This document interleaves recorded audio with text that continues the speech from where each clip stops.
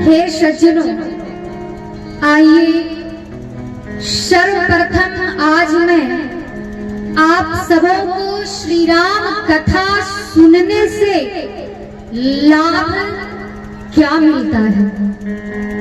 आप सभी अपना घर का काम छोड़कर, अपना सांसारिक कार्य छोड़कर यहाँ पर कथा श्रवण करने हेतु पधारे हैं, क्योंकि मानव कोई भी कार्य प्रसन्न मुद्रा में तभी करता है जब उसे उस कार्य से कोई लाभ दिखाई देता है।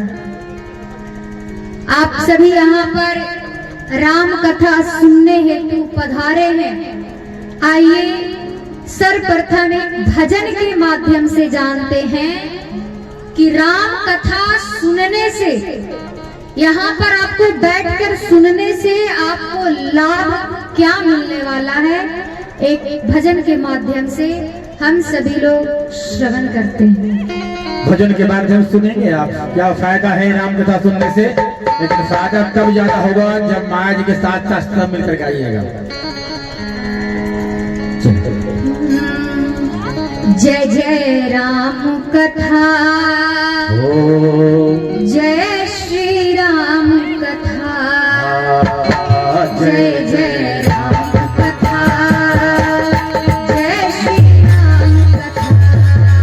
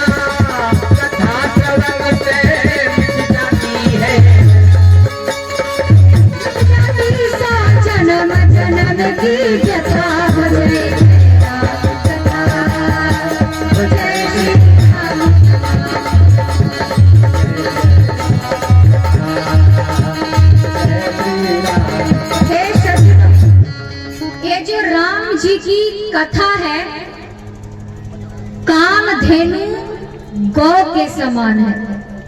अर्थात यहाँ पर आप अपने मन में जो इच्छा लेकर कथा श्रवण करने बैठेंगे, वह आपकी मनोकामना अवश्य ही पूरी हो जाएगी। और मनोकामना भी कैसी होनी चाहिए? धर्म संगत, धर्म युक्त, जिससे हमारा कल्याण हो, हमारे घर परिवार का कल्याण हो, पड़ोसियों का कल्याण हो, गांव वाले का कल्याण हो, अर्थात सबका कल्याण हो। वैसी मनोकामना लेकर आप अगर यहाँ पर बैठेंगे तो आपकी मनोकामना अवश्य ही पूरी हो। हे सज्जनों, एक संत से मैंने यह कथा सुनी है। वे संत किसी नगर में कथा करने गए।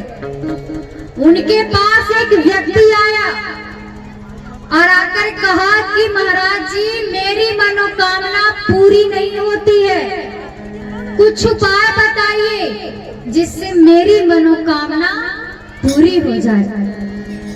तो संत ने कहा कि तुम 1 साल तक श्री रामचरितमानस का पाठ करो, इससे तुम्हारी जो मनोकामना पूरी नहीं हो रही है वो अवश्य ही पूरी हो जाएगी।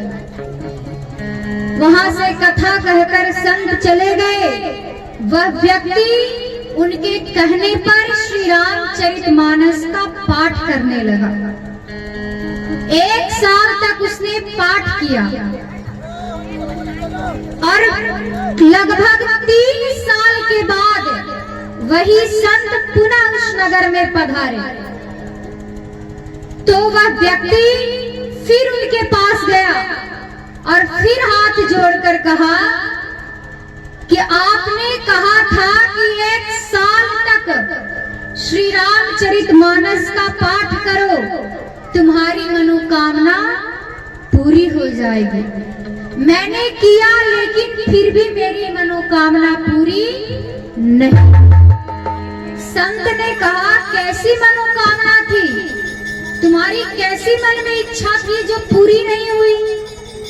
तो उस व्यक्ति ने कहा, मेरे मन में यह इच्छा थी, मैं पड़ोसी से बड़ा परेशान रहता हूँ, मेरी मन में इच्छा थी कि उसका विनाश हो जाए।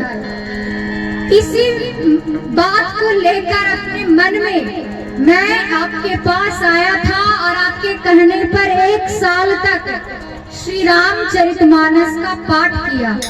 संत हंसने लगे और कहने लगे कि ऐसी मनोकामना लेकर जीवन भर पाठ करोगे फिर भी मनोकामना कभी नहीं पूरी। हे सज्जनों, आप भी अगर यहाँ पर अपने मन में धर्म युक्त जिससे सबका कल्याण हो वैसी मनोकामना लेकर यहाँ पर बैठेंगे, किसी का बुरा ना हो मेरी मनोकामना से, ऐसी मन में इच्छा लेकर यहाँ पर बैठेंगे तो आपकी मनोकामना अवश्य ही पूरी हो जाएगी। राम कथा कलिका मद गाई, सुजन सजीवनी मोर सुहाई। राम कथा कलिका मद गाई, सुजन सजीवन मोर सुहाई। बुध विश्राम सकल जन रंजनी, राम कथा कलि कलुष भंजनी। सकल जन रंजन, तेरा परमार्थ बन जाए, तेरा परमार्थ बन जाए, मेरा परमार्थ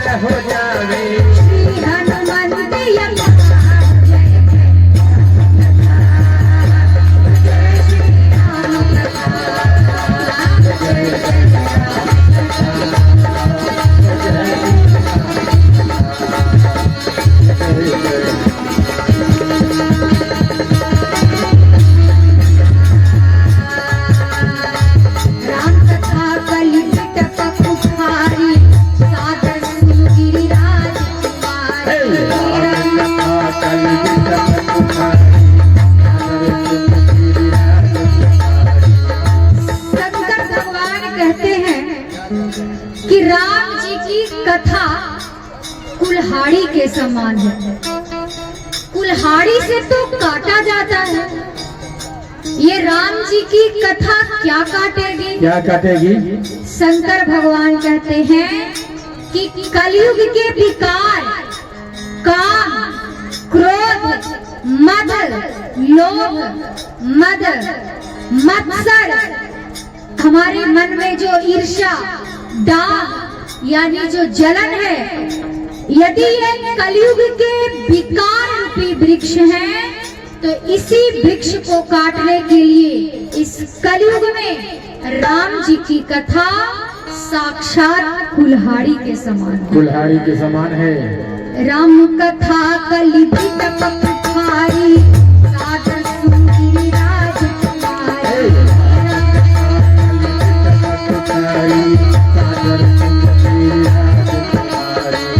राम कथा सुंदर करतारी, संसदि हगौरा बनहारी।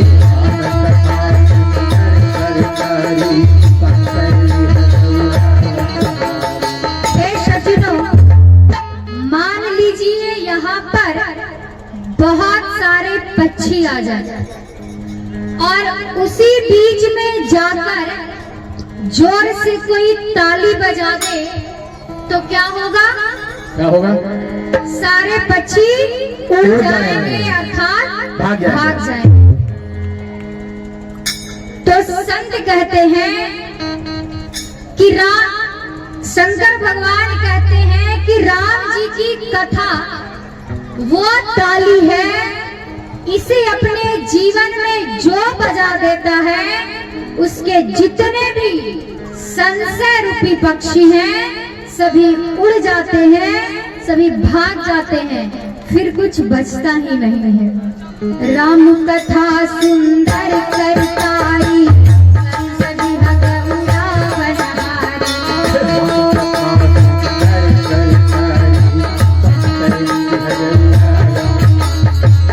और हे सज्जनों, संतों का यह मत है जी कि जहाँ पर राम कथा होती है तो वहाँ पर तालियों की सेवा अवश्य करनी चाहिए। इससे क्या होता है? क्या होता है? आपके जीवन के जितने भी पाप रूपी पक्षी हैं, जी आपने जीवन में जितने भी पाप किए हैं, यहाँ पर ताली बजाने से आपके जितने भी पाप हैं सभी उड़ जाते हैं, सभी भाग जाते हैं। उड़ जाते हैं। और भागकर कहाँ जाते हैं? कहाँ जाते हैं भागकर? जो कथा पंडाल में बैठने पर भी ताली नहीं बजा रहा होता है, जी। उसके सिर पर जाकर बैठ उसके सिर पर जाकर बैठ जाता है। इसलिए कथा पंडाल में ताली अवश्य बजानी चाहिए। राम कथा सुंदर करतारी, संसदि हगौरा बनहारी।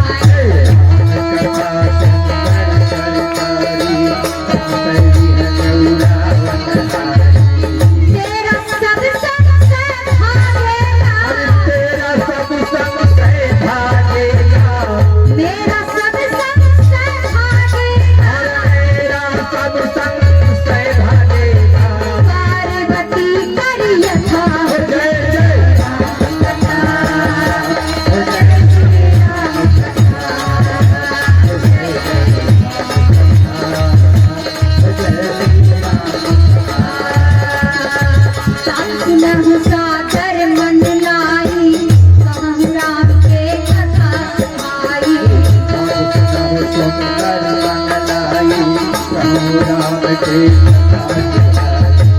राम नाम कली अभिमत गाथा, इत परलोक लौकिक पाथा।